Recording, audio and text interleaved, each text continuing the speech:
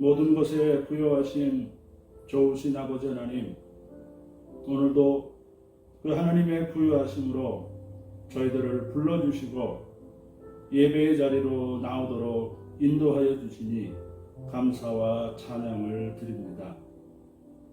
지난 한 주일간의 삶 가운데서도 늘 신실하심으로 저희들을 홀로 두지 아니하시고 동행하시고 지켜주심을 기억하며 감사를 드립니다.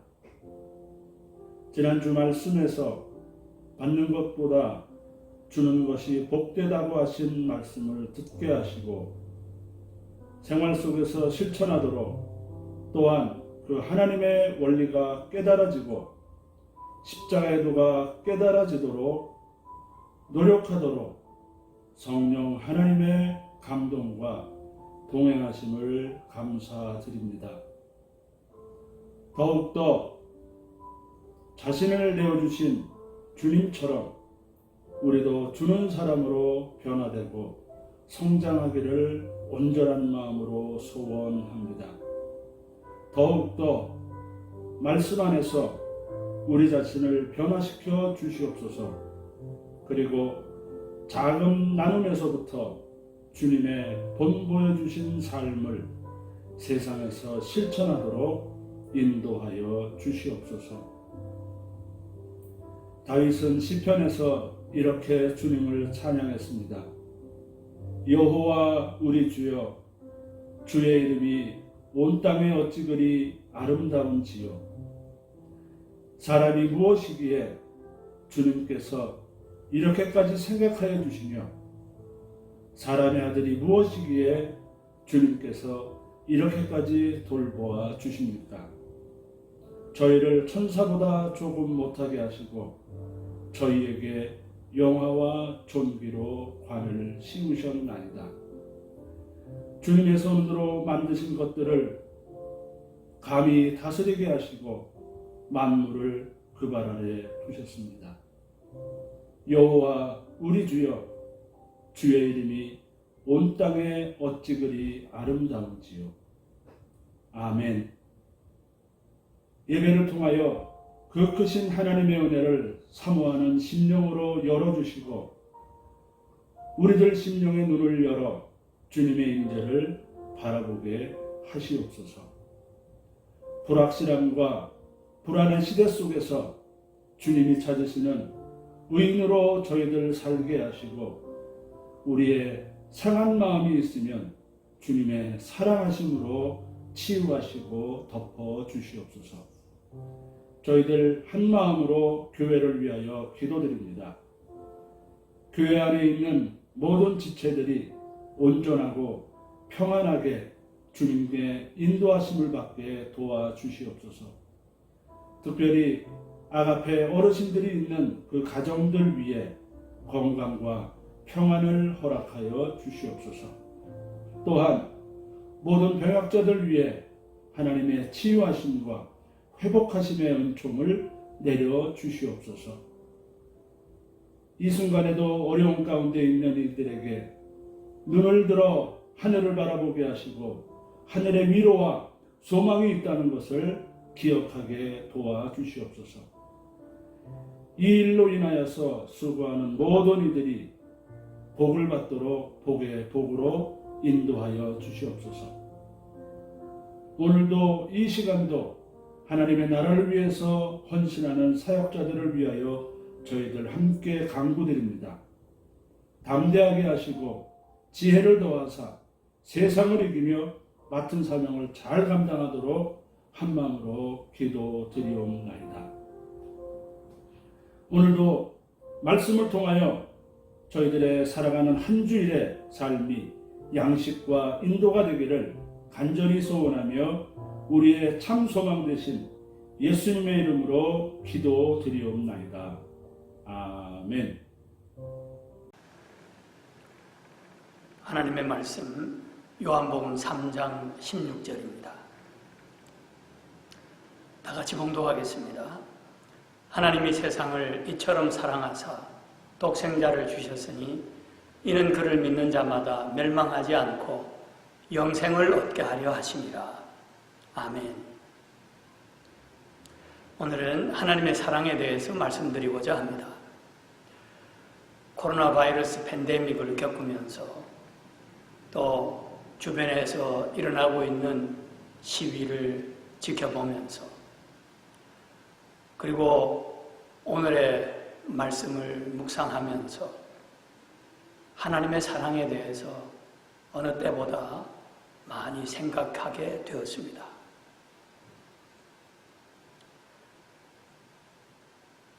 세상을 이처럼 사랑하신 그 하나님의 사랑이 과연 어떤 사랑일까요? 이 사랑을 좀 더 잘 이해하기 위해서 창조 이야기부터 살펴보도록 하겠습니다. 왜냐하면 그 속에 하나님의 첫사랑이 묻어있기 때문이지요. 태초에 하나님이 천지를 창조하시고 보시기에 좋았더라 그러셨어요. 왜 그렇게 좋으셨을까요? 지으신 모든 것에 하나님의 자취와 손길이 서려 있고 하나님의 사랑이 세상 끝까지 흐르고 있었기 때문일 것입니다. 창조 세계에 하나님의 영광이 나타나고 있고 하나님의 사랑의 속삭임이 세상 끝까지 이르는 것을 하나님이 보실 때 좋으셨다는 것이지요. 그런데 하나님이 아담과 이브를 짓고 보니 세상을 창조하신 후의 기쁨과는 비교가 안 될 정도로 벅찬 기쁨을 느끼셨습니다. 나를 꼭 닮았네 하시며 첫 아이를 품에 안은 아버지처럼 기뻐하셨죠. 하나님은 아담과 이브를 마음을 다해 사랑하셨습니다. 그들에게 하늘과 땅을 다 주면서라도 사랑하고 또 사랑하고 싶어 하셨고 어떤 일이 일어나든 어떤 대가를 지불하든 하나님은 그들을 끝까지 사랑하고 싶어 하셨습니다. 그래 그들은 하나님이 주신 동산의 모든 것들을 즐기며 하나님과 함께 거닐고 얘기 나누며 하나님과 함께 낙원의 행복을 누렸습니다. 그렇게 하나님과 인간의 사랑은 시작이 되었죠. 그런데 그 사랑은 아쉽고 슬프게도 시작되는 듯 하다가 끝나버리고 맙니다. 아담의 어리석은 선택으로 말미암아 인간이 에덴 동산에서 쫓겨나게 된 거죠. 그렇게 하나님의 곁을 떠난 인간의 죄와 불행은 세대가 갈수록 더해만 갔고 하나님과의 단절은 깊고 넓어만 갔습니다. 결국 인생의 짙은 밤이 임하고 말았습니다. 그렇게 긴 밤의 세월이 흘렀습니다. 이제는 인간이 기억할 수 있는 것이라고는 밤밖에는 없는 듯 했습니다. 하나님과 함께 거닐고 얘기 나누며 살았던 낙원의 그 옛날 집은 기억에서조차 희미해져 버렸기 때문입니다. 하나님과의 사랑의 관계는 그렇게 끝나버리는 듯 했습니다. 하지만 하나님과 함께 살도록 지어진 인간이 완전히 하나님 없이 산다는 것은 불가능했죠. 그래서 마음 한구석에 하나님을 갈망하며 찬양도 하고 기도도 하고 예배도 드렸습니다. 하지만 하나님과 함께 산다는 것은 여전히 인간의 상상을 초월하는 일이었죠.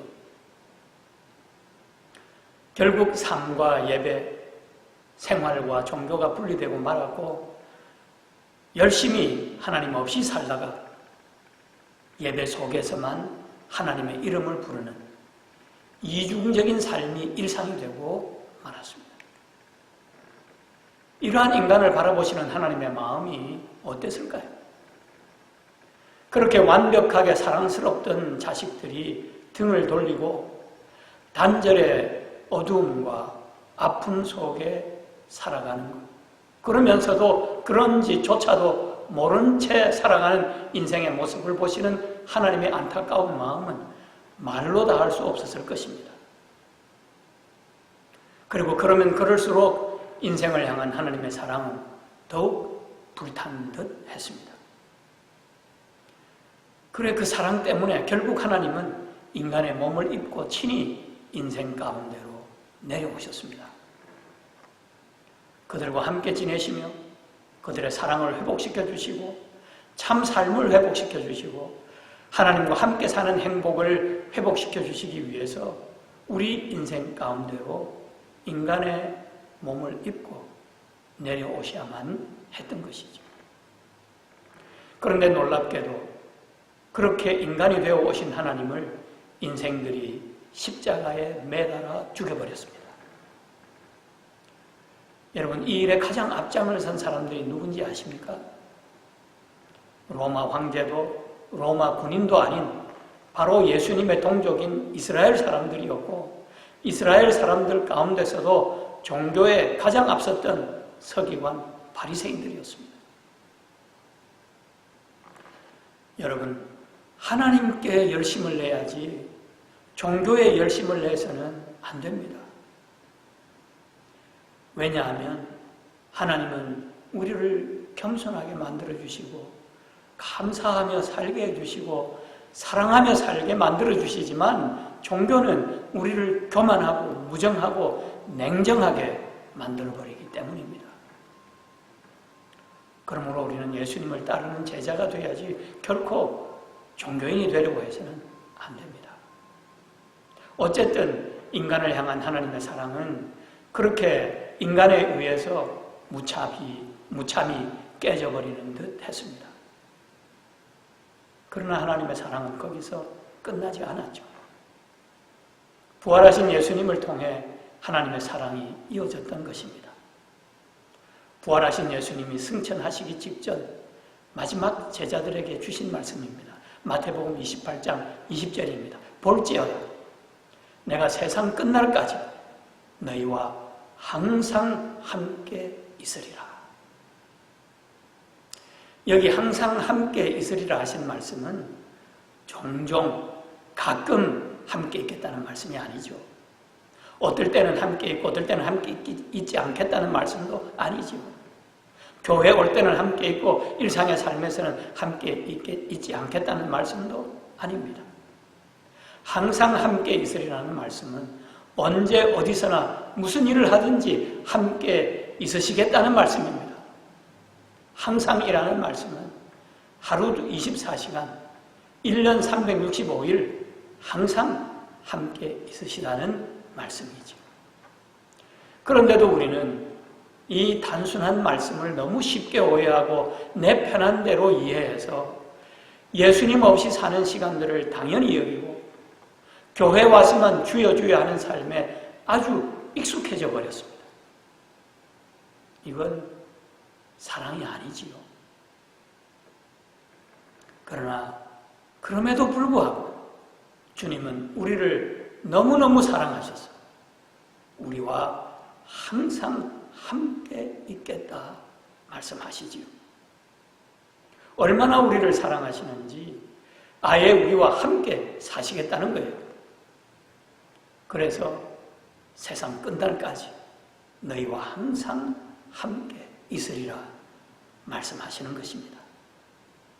옛날 에덴 동산에서 하나님이 인간과 함께 사셨던 것처럼 지금도 우리와 함께 계시겠다는 거예요. 그래 이제는 하나님이 우리와 함께 자고 깨고 함께 먹고 마시고 함께 일하고 함께 쉬시는 거예요. 이제는 오히려 하나님을 피하려야 피할 수 없는 사이가 되어버린 거죠. 다윗은 이 관계를 이렇게 노래하고 있습니다. 시편 139편 7절 이하의 말씀입니다. 내가 주의 영을 떠나 어디로 가며 주의 앞에서 어디로 피하리이까? 내가 하늘에 올라갈지라도 거기 계시며 스월에 내 자리를 펼지라도 거기 계시니이다. 내가 새벽 날개를 치며 바다 끝에 가서 거주할지라도 거기서도 주의 손이 나를 인도하시며 주의 오른손이 나를 붙드시리이다. 신실하신 주님은 절대로 우리를 떠나지 않으세요. 어디서나 어느 때나 우리와 함께 계세요. 그만큼 하나님은 우리를 사랑하시는 거예요.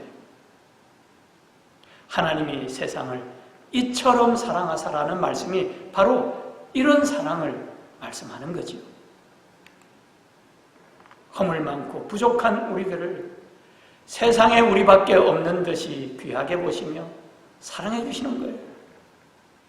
이 하나님의 사랑은 넘치는 사랑이요 끝이 없는 사랑입니다. 그래 하나님은 사랑이시라 그러잖아요. 여러분, 하나님이 사랑이신 것, 이게 복음입니다. 우리 인간 중에는 의인이 하나도 없습니다. 다 멸망할 수밖에 없는 죄인들이지요. 그런데 이 죄인들에게 딱 하나 소망이 있는데 그게 바로 사랑이신 하나님이시라는 거죠. 사랑이신 하나님이 나 같은 죄인까지 사랑하셔서 독생자를 주신 것, 이게 복음이 아니고 무엇이겠습니까?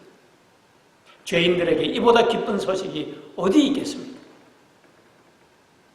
그러므로 이 사랑을 모를 때와 이 사랑을 깨닫고 알고 느끼고 누릴 때에 우리의 삶은 완전히 달라집니다. 어떻게 달라집니까? 먼저 사물을 보는 시각이 달라져요. 사랑을 받지 못한 사람은 열등감이나 결핍증 같은 것에 시달리기가 쉽습니다.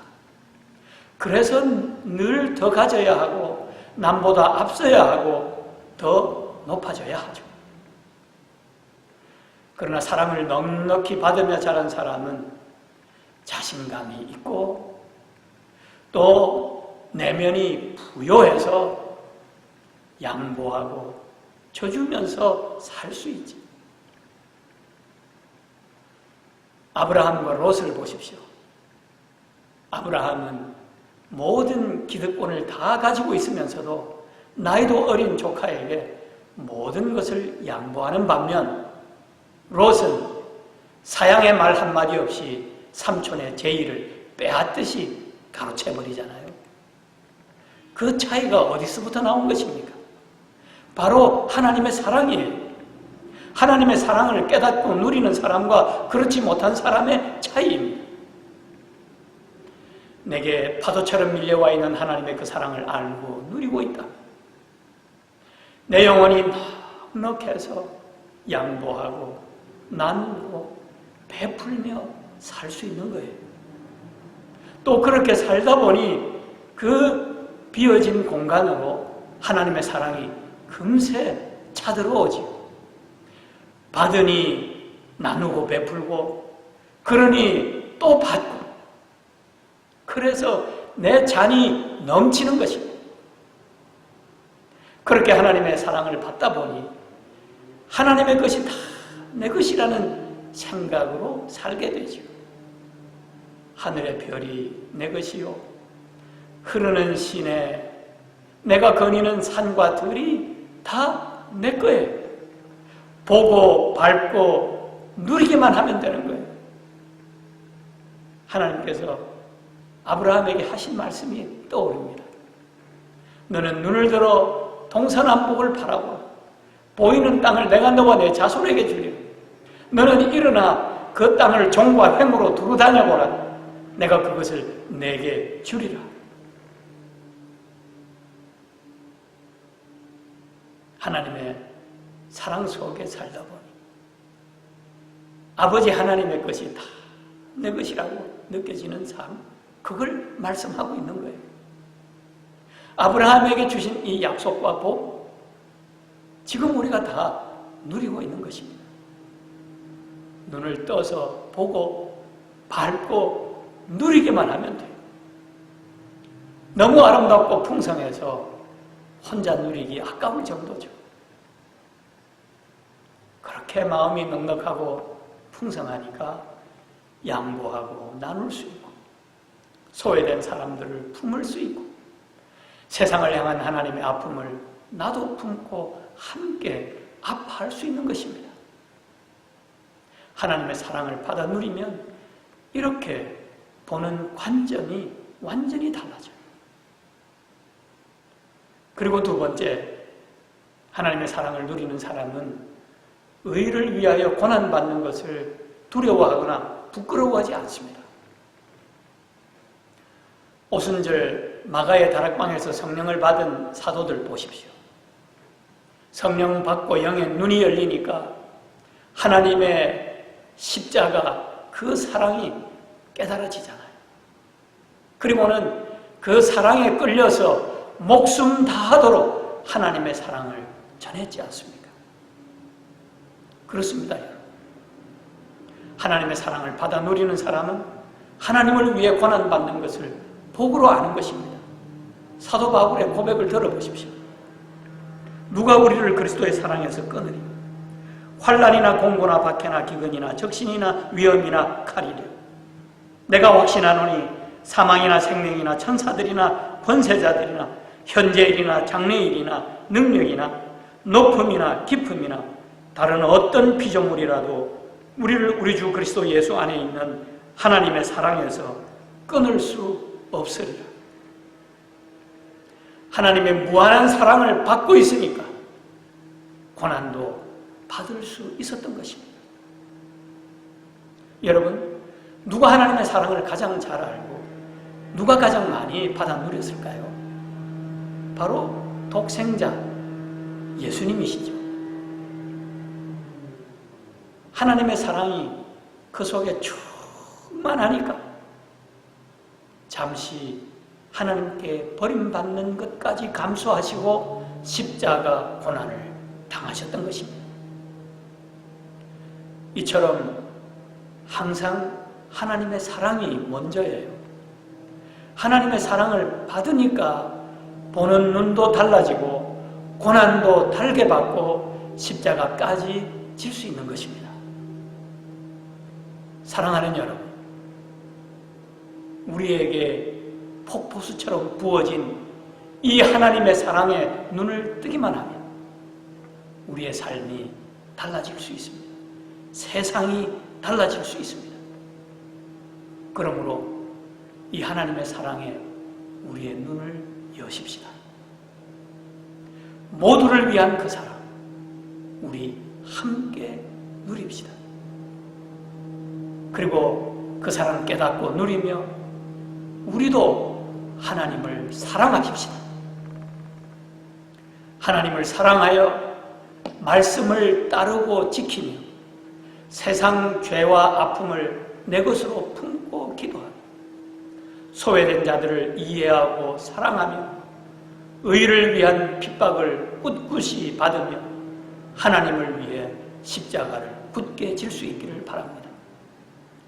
그렇게 아름답고 복된 새 세상을 향하여 나아가는 우리 모두 되기를 간절히 축복합니다. 기도하겠습니다.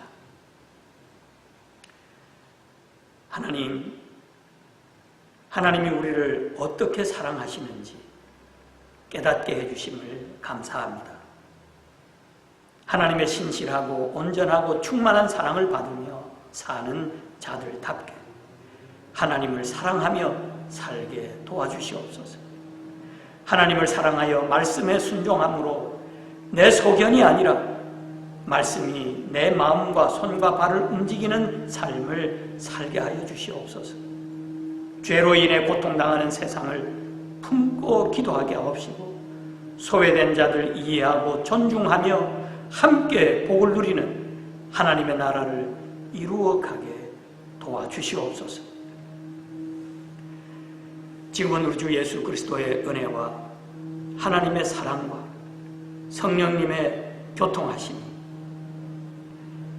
오늘도 하나님의 사랑을 깨닫고 정성을 다해 예물을 드리는 귀한 심령들과 하나님을 사랑하며 살기로 다짐하는 모든 성도들 위해 영원토록 함께 하옵시기를 간절히 축원하옵나이다. 아멘.